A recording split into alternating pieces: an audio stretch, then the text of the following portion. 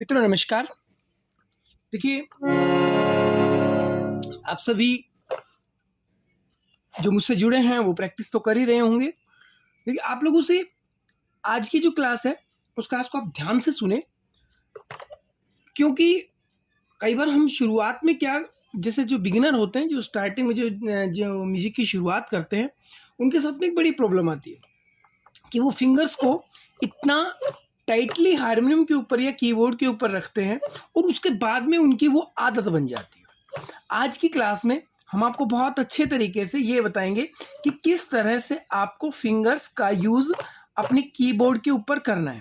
देखिए, इसके अंदर सबसे बेस्ट और बेटर चीज़ ये रहेगी कि आप लोग सबसे पहले किसी एक एक फट्टा टाइप का ले ले, कोई भी एक फट्टा टाइप का ले ले, या किसी तरह का बोर्ड ले ले। बोर्ड नहीं तो यदि आपके पास में हारमोनियम तो उसकी उसकी ये जो जगह है, इसको आप यूज़ करें।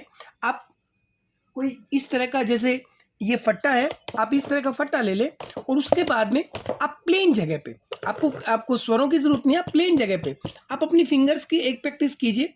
जैसे सभी फिंगर्स को यहाँ रख के 1 2 3 4 5, इस तरह से 1 2 3 4 5, 1 2 3 4 5। आप इस तरह से आप कंटिन्यू कीजिए, 1 2 3 4 5, 1 2 3 4 5। ये कंटिन्यू आप इस चीज़ को कीजिए। उससे क्या होगा, आप लोगों की जो फिंगर्स, आप लोगों की जो उंगलियां हैं, वो एक तरह से फ्लेक्सिबल टाइप में हो जाएंगी। अभी जो बिगिनर होते हैं वो क्या करते हैं, वो जैसे फिंगर जब चलाना शुरू करते हैं, हमने इस क्लास को इसलिए थोड़ा देरी से लिया है ताकि पहले आपको स्वर समझ में आ जाए।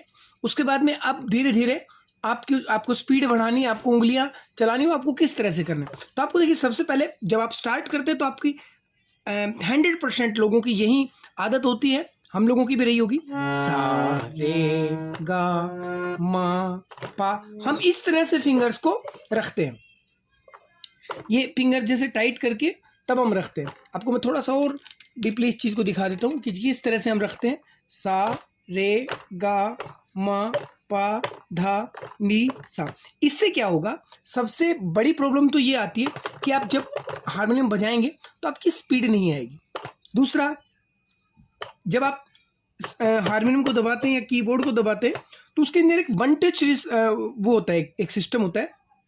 आप धीरे उसको प्ले करेंगे तो धीरे आवाज आएगी, आप जोर से उसको प्रेस करेंगे तो जोर से आवाज आएगी। तो इन सब चीज़ों को थोड़ा बारीकी से देखते हुए आज आपको एक बहुत अच्छी प्रैक्टिस बता रहा हूँ, जिससे आपकी फिंगर्स जो है वो बहुत आसानी से और बहुत आप फास्ट भी कर लेंगे और आपकी फिंगर जो है वो फ्लेक्सिबल हो जाएगी। सबसे पहले जब भी आप हारमोनियम की प्रैक्टिस करने बैठे, आप फिंगर्स को थोड़ा सा पुशअप कीजिए, आप फिंगर्स को थोड़ा सा चलाइए। उससे क्या होगा कि आपकी जो उंगलियां हैं वो थोड़ा सा फ्लेक्सिबल हो जाएंगी। उसके बाद में क्या करना है, आपको हारमोनियम पे हाथ रखना है और हारमोनियम पे हाथ रख के बिल्कुल हल्का सा आप मोड़ के, उसके बाद में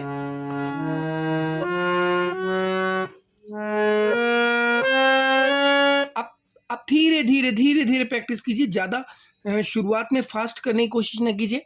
दूसरा, आपकी जो उंगली है वो पूरी तरह से ये मुड़े ना, जैसे इस तरह से मुड़ जाती है, ये मुड़नी नहीं चाहिए। आप बहुत आसानी से, बहुत हल्का सा आप इसके ऊपर स्वर रखिए, उंगली रखिए। अब देखिए, आप दो तरीके से उंगलियां चलाते हैं। जैसे अपन चलते हैं तो चलते टाइम अपन क्या करते हैं, एक तो ये चलते हैं अपन, एक पैर रख के दूसरा। एक जब हम कूदते हुए चलते हैं तो एक पैर रख के दूसरा उठा के, एक पैर रख के दूसरा उठा के। वही चीज हम हारमोनियम में भी करते हैं। सा रे गा मा पा धा नी सा, ये मैं उठा के लेके जा रहा हूँ और ये मैं घसीटते हुए लेके जा रहा हूँ। तो इन दोनों चीजों का भी ध्यान रखें आप। अब देखिए, आपको जो चीज मैं बताने वाला हूँ उस चीज के ऊपर ध्यान दीजिए। सबसे पहले आप नीचे के स्वरों से 1 2 3 4 5,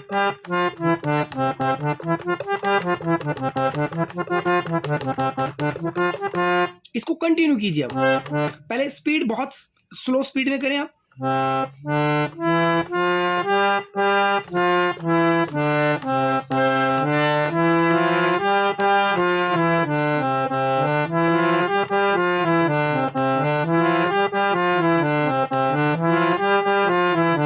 इस तरह से आप कंटिन्यू जब आप करेंगे, उसके बाद में देखिए हारमोनियम के ऊपर ये जो जैसे अंगूठा है और ये तीनों उंगलियां हैं, ये ज़्यादा मेन चलती है, जबकि मेन फिंगर्स तो ये दोनों ही ज़्यादा फास्ट चलती है।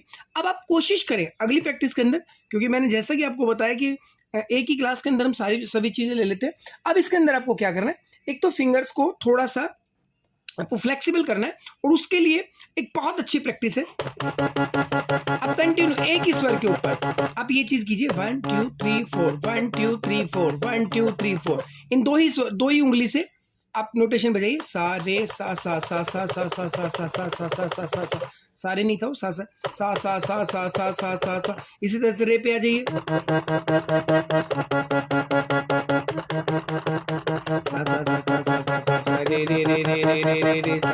अभी जो सिंगर है उनके लिए भी ये प्रैक्टिस बहुत अच्छी है कि जब आप गले से इस चीज़ को लगाएंगे तो आपका जो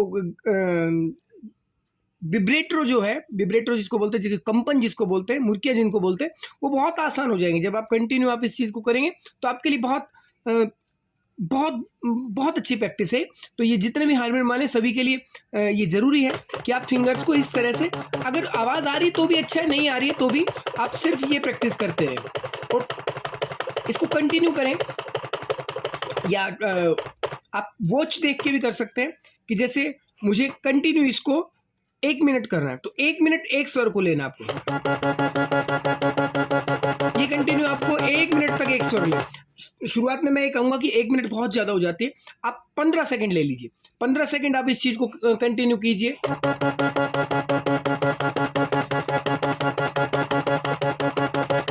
सिर्फ 2 ही स्वर चल रहे हैं मेरे, 2 ही उंगलियां चल रही हैं, उसके बाद चेंज कर लीजिए अगला स्वर,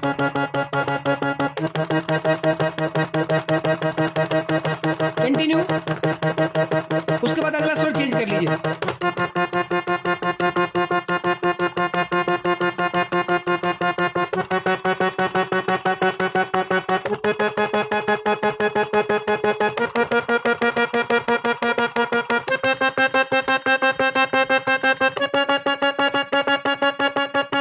इससे क्या होगा, इससे आपकी तो हारमोनियम की स्पीड बहुत अच्छी बन जाएगी। दूसरा, आपकी उंगलियां जो है वो अब हारमोनियम के ऊपर जब चलेंगी तो ऑटोमेटिकली आपकी फिंगर्स जो है वो फ्लेक्सिबल हो जाएगी, बहुत सुंदर तरीके से हारमोनियम के ऊपर रखी जाएंगी। आपका जो फिंगर्स जो टाइटनेस थी वो ख़त्म हो जाएगी इस प्रैक्टिस से। इस प्रैक्टिस से देखिए, जब आप इस प्रैक्टिस को कंटिन्यू करेंगे, जैसे नोटेशन कंटिन्यू करें, अब इसको कंटिन्यू जब करेंगे तो आपके हाथ के अंदर यहाँ पर आपको पेन फील होगा, थोड़ा सा जैसे खिंचाव महसूस होगा। जब खिंचाव महसूस होने लग जाए तो आप ये समझ लीजिए कि आप परफेक्ट कर रहे हैं उस चीज़ को।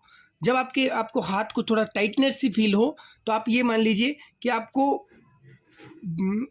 अब आपकी प्रैक्टिस बिल्कुल सही हो रही है। तो आप इस प्रैक्टिस को कीजिए, इससे फिंगर्स फास्ट होगी। आपकी फिंगर्स रखने का तरीका आप थोड़ा सा समझिए कि किस तरह से फिंगर्स को रखा जाता है। आपको ये नहीं करना है, फिंगर्स को बिल्कुल सीधा करके नहीं रखना है, फिंगर्स को थोड़ा सा हल्का सा बेंड करके उसके बाद में आपको हारमोनियम के ऊपर रखना है। या अगर आप मोबाइल फ़ोन के ऊपर हारमोनियम एप्लीकेशन के साथ में यदि आप प्रैक्टिस कर रहे हैं तब आप उसको थोड़ा सा जूम करके, और आप वो प्रैक्टिस उसके ऊपर ना करें, आप अपने की मोबाइल फ़ोन के ऊपर ये वाली प्रैक्टिस ना करें। आप किसी फट्टे के ऊपर, जैसे कोई इस तरह का, या किसी दीवार के ऊपर, या बेड का जो साइड वाला हिस्सा होता है, आप बैठे बैठे वहाँ पर भी इस चीज़ को कर सकते हैं। इससे आपकी फिंगर्स जो है वो बहुत ज़्यादा फ्लेक्सिबल हो जाएंगे। तो ये प्रैक्टिस आपके लिए बहुत बेनिफिशियल है, आप इसको कंटिन्यू कीजिए। आप इसको बहुत सुंदर तरीके से आप अपने फिंगर्स को बना लीजिए, ताकि जब आप हारमोनियम बजाएं तो आपको किसी तरह की कोई आगे दिक्कत ना आए। तो आप ये फिंगर्स प्रैक्टिस बहुत अच्छे से कीजिए। आई थिंक आप लोगों को बहुत अच्छे से समझ में आया होगा। Thank you so much.